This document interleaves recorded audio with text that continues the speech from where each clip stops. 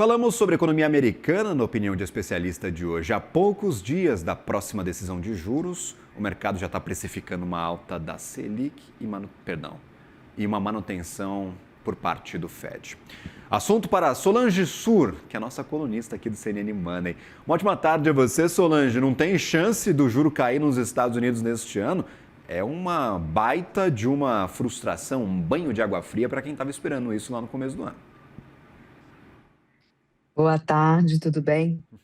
Realmente as chances diminuíram bastante, né? O mercado tirou a queda de juros esse ano e colocou numa alta, inclusive, né? E acho que há uma expectativa muito grande para a chegada do novo chairman do Fed, Walsh, numa situação em que a inflação está subindo, como vocês mesmos mostraram aí, e uma situação que a economia está resiliente. Então, inflação subindo com economia resiliente não é um ambiente propício para corte de juros, né? E eu acho que a outra questão que está aí, paira como uma nuvem que não sai, é a questão da guerra. A gente está discutindo até agora quando que essa guerra termina ou se ela não termina, se vai haver um cessar-fogo ou não. Enquanto isso, os preços de várias commodities, não só petróleo, continuam muito altos. Então, existe ainda uma inflação que virá por conta dessa extensão da paralisação do comércio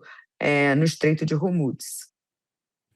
Solange, esse afastamento de um risco de estagflação, da economia ficar no lugar e a inflação continuar subindo, pode talvez até dar espaço para aqueles mais cautelosos do Fed para proporem o aumento de juros? Porque o grande risco era o mercado de trabalho, por isso que a gente estava em alerta no ano passado, que o mercado de trabalho estava demonstrando perda de força, a gente via ali, por exemplo, dados mais fracos do payroll. Essa resiliência apareceu. A resiliência que você acaba de descrever dá espaço para aumentar juros? Eu acho que para haver realmente aumento de juros, a gente vai precisar ver uma inflação de core, né? Não uma inflação do número cheio, mas de núcleo subindo mais do que até agora, tá? Isso pode acontecer? Sim, claro, se houver esse repasse dessa alta de preços de commodities, que vai ficar, ao nosso ver, mais alto por mais tempo, mas aí vai depender de até quando esse núcleo vai subir. Então, acho que para o Fed subir, ele vai precisar ver uma inflação acelerando bem mais do que a gente viu até hoje, né? Mas eu acho que na próxima reunião, na semana que vem, por exemplo, eles vão tirar aquelas projeções que eles divulgam de queda de juros esse ano, né? E todas as atenções vão estar voltadas para a comunicação, principalmente do Wash, né? Então, mas eu acho que a barra para subir também é alta, né? A barra para cair passou a ser alta porque a economia está resiliente, mas a barra para subir é alta porque a gente precisa ver uma inflação ainda acelerando mais do que o que está acontecendo agora. Decisão passada, o mercado inteiro ficou receoso, Solange, por conta da divisão clara no Fed. Tinha gente querendo cortar juros, tinha gente querendo manter, e mesmo dentro do grupo da manutenção, vamos dizer assim, havia aqueles que indicavam a necessidade de comunicar ao mercado que podemos ter cortes de juros à frente, o que acabou aparecendo no comunicado da semana, no mês passado, mas no último comunicado que nós tivemos do Federal Reserve. O que nessa comunicação, a primeira comunicação de Kevin Warsh, pode assustar o mercado? O que preocupa o analista, o economista, quando tece expectativas para o que vem à frente? Olha, na verdade, assim, o que me preocupa é se o Fed continuar com esse viés de corte. Porque, de fato, com uma economia resiliente, com uma inflação alta, não deveria haver viés de corte. Então, a discussão na reunião anterior de retirar o viés de corte, onde 3 membros votaram para a retirada desse viés, mas foram voto vencido, dessa vez eles devem vencer. Ou seja, espero que retire esse viés de corte, o que eu não acho que seria uma notícia mal recebida pelo mercado. Pior é o cenário onde o Banco Central se mostra leniente com a inflação, porque aí a taxa de juros de médio e longo prazo acaba estressada, né? Acaba subindo e a moeda desvaloriza. Então, eu acho que pode assustar o mercado, é até uma mensagem menos dura do que ela deveria ser, e não o contrário. É claro que se houver uma discussão que a gente não vai saber pelo comunicado, só pela ata, depois de alguns dias, de subida de juros, isso assustaria. Mas eu acho que definitivamente isso não está sendo discutido neste momento, uma subida agora de juros nos Estados Unidos. Esse é o teste para o Kevin Warsh, já que o mercado ficou um pouquinho escaldado, vamos dizer assim, com a indicação de Stephen Miran, que desde que assumiu o posto no Fed, vem pedindo por cortes de meio ponto percentual, 0,25 ponto percentual e defendendo desde sempre corte na taxa de juros por lá. Esse é o exemplo que nós temos destas indicações de Donald Trump ao Banco Central americano neste segundo mandato. É o teste do Kevin Warsh para saber de que lado da cerca ele vai estar? Sempre que entra um novo presidente, em qualquer banco central do mundo, ele é testado, né? E ele não é testado apenas na sua primeira reunião, ele é testado em várias reuniões.